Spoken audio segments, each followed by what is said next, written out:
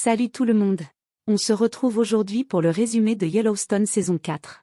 N'hésitez pas à liker et vous abonner à la chaîne, cela nous encourage à progresser et à proposer un meilleur contenu. Juste avant de commencer, j'aimerais remercier tous mes nouveaux abonnés. On est maintenant 24 sur la chaîne. Merci énormément pour le soutien. Sans plus tarder, passons à la vidéo.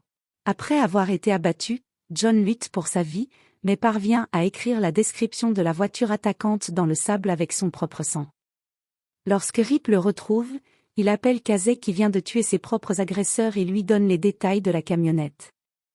Casey poursuit et tue les agresseurs de son père mais se fait également tirer dessus. Pendant ce temps, Beth sort en titubant des débris de son ancien bureau, couverte de poussière et de sang. Jimmy, quant à lui, survit à sa chute mais est temporairement paralysé. Alors qu'elle fume à l'extérieur de l'hôpital où se trouve Jon, Beth fait une rencontre touchante avec un jeune adolescent nommé Carter, qui pleure la perte imminente de son père mourant. Lorsque ce dernier meurt, Beth s'attache au garçon et souhaite l'adopter. Quelque temps plus tard, Rip rend visite à Rourke, qui a orchestré l'attaque contre certains des employés du ranch du thon. Voulant se venger, il ouvre sa glacière et lance un serpent à sonnette au visage de ce dernier, poussant l'animal à le mordre, ce qui entraîne la mort de l'ennemi des Dutton sous ses yeux. Des mois après l'attaque, Jon et Casey se sont bien rétablis. Ensemble, ils réfléchissent à leur situation, mais ne sont pas d'accord sur l'identité de l'auteur de l'attaque. Plus tard, dans un bar chic, Beth rencontre son ancien mentor Bob Schwartz, qui ne s'est pas battu pour elle lorsqu'elle a été licenciée. Se sentant trahi par cela, Beth lui dit qu'il doit se retirer avant qu'elle ne prenne tout ce qu'il possède.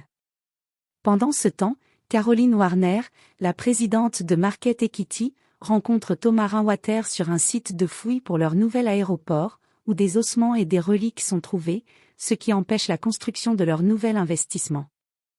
Elle propose à Rainwater de travailler ensemble et de financer ses projets de construction d'un casino, mais aussi de construire toute une ville autour, de la transformer en une destination mondiale de luxe et d'utiliser leur nouvel aéroport pour faire venir des gens du monde entier dans le Montana, troquant la nature qui les entoure contre une vache à lait d'entreprise. Après un long processus de thérapie physique, Jimmy retourne au ranch.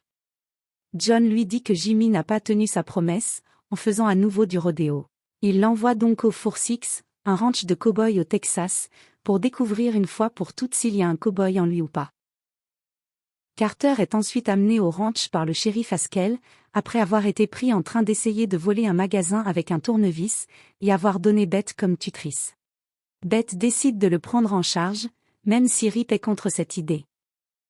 Casey prend la tête d'une équipe du SWAT et élimine les membres restants de la milice qui a exécuté le coup contre sa famille, les abattant un par un. Après s'être rétabli, Jimmy fait ses adieux à l'équipe du bunkhouse et à Mia, sa petite amie mécontente, alors qu'il se prépare à partir pour son nouveau travail au Four Six. Au Yellowstone, Beth s'essaie au rôle de parent de Carter, mais réalise qu'elle n'est pas douée pour cela. Rip est toujours là pour elle, même s'ils ne sont pas d'accord sur la façon dont elle se comporte avec un adolescent perturbé comme Carter.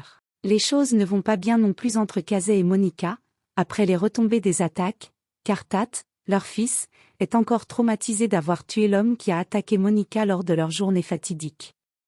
Dans l'un des casinos amérindiens, Rainwater et Mo arrêtent un certain Checkers, qui s'est vanté d'être à l'origine des attaques contre la famille Dutton.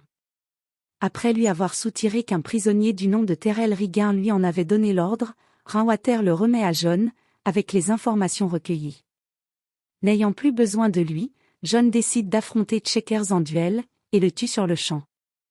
Jon demande à Casey de demander l'aide de Jem, qui est désormais procureur général, pour en savoir plus sur le prisonnier Riggin.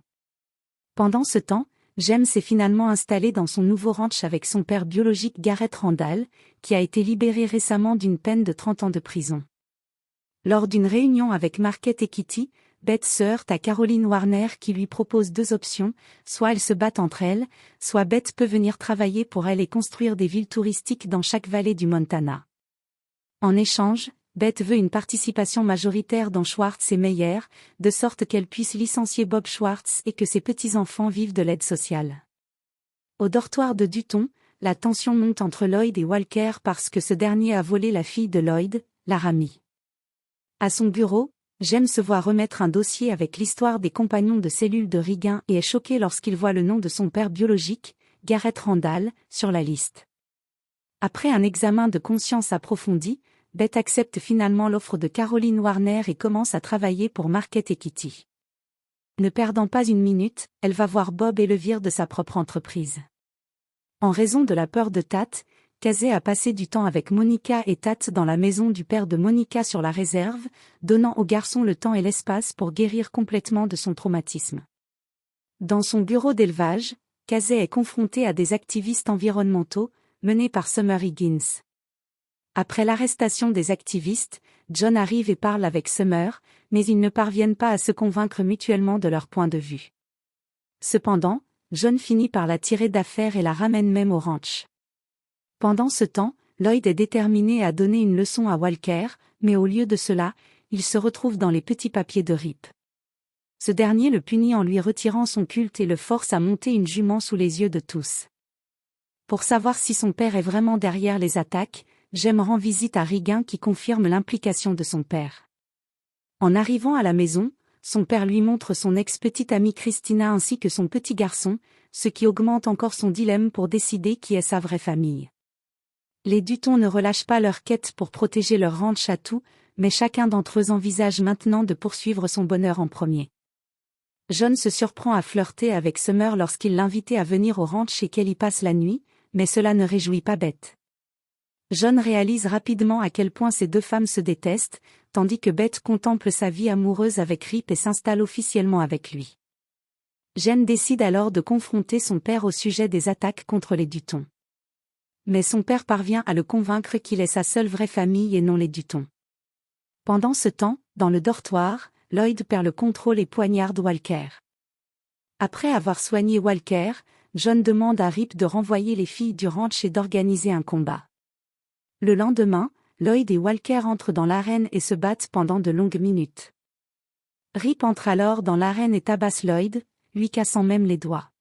Walker et Lloyd étant humiliés, le second aide le premier à se relever et ils quittent l'arène avec leur tension dissoute. Pendant que les Dutton se salissent les mains physiquement et politiquement, Jimmy et les Wrangler travaillent pour un troupeau au Four Six. Il est choqué par la vétérinaire du ranch, Emily, qui lui demande de sortir avec lui. Pendant ce temps, le premier jour de Beth sur le marché des actions commence sur une mauvaise note.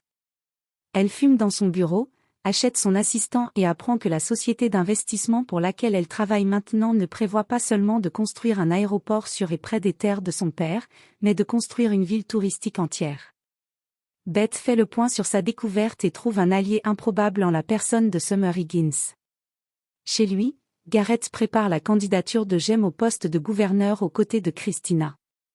Pendant ce temps, l'ex-amante de John, le gouverneur sortant Lionel Carey, informe John de son soutien à la candidature de Jem, mais cela laisse John perplexe et il décide de se lancer lui-même dans la course, estimant que Jem ne peut pas assumer la responsabilité de gouverneur. Il invite ensuite Beth, Rip et Carter, qui vivent désormais en famille, à séjourner avec lui au lodge. Lloyd fait la paix avec Walker en mettant en gage ses possessions de rodéo pour lui acheter une nouvelle guitare. Dans la réserve indienne de Broken Rock, Casey et Mo partent à la recherche des 18 chevaux volés à la famille de coureurs d'Avery. Avery essaie de se rapprocher de Casey en signe de gratitude mais elle découvre rapidement que Casey est l'homme d'une seule femme et qu'il aime Monica à la folie. Lors d'un communiqué de presse, le gouverneur Kerry révèle la personne qu'elle soutiendra comme candidat au poste de gouverneur et, à la grande surprise de Jem, le candidat est son père adoptif John. Furieux de la trahison du gouverneur Kelly, Jem se rend compte de ses faibles chances dans les urnes face à John, qu'il pense impossible à battre, mais Garrett et Christina lui conseillent de se présenter quand même contre son père adoptif, en promouvant le progrès au lieu de rester inchangé, étant le seul principe que John utilise pour sa campagne. Pendant ce temps, Summer Higgins et Beth travaillent ensemble pour faire tomber Market Equity, en faisant manifester Summer et ses militants à l'aéroport, tout en filmant leur enlèvement sanglant des terres sur ordre de Market Equity, et en montrant ainsi au monde la poigne de fer de la cupidité de l'entreprise. À la réserve, Monica partage la nouvelle qu'elle est enceinte de Casey. Pour en savoir plus sur le prisonnier Terrell, John et Rip partent à la rencontre de Haskell. Cependant, lorsqu'ils arrivent au restaurant, ils remarquent que l'endroit est en train d'être cambriolé, ils effectuent furtivement une tentative de sauvetage et parviennent à tuer tous les voleurs. Mais le shérif perd malheureusement la vie durant la fusillade. Beth s'en prend à Rip pour ne pas avoir empêché John d'entrer dans un restaurant rempli de voleurs armés.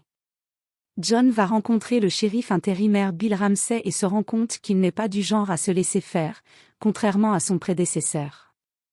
Craignant d'être poursuivi pour avoir poussé l'officier qui l'a arrêté, Summer Higgins se sent instrumentalisée par Beth et s'inquiète du désordre dans lequel elle se trouve.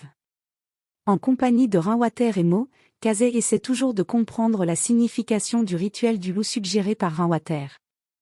Mo l'incite à essayer et il accepte. Il reste dans les montagnes pendant 4 jours sans nourriture, sans eau et sans aide.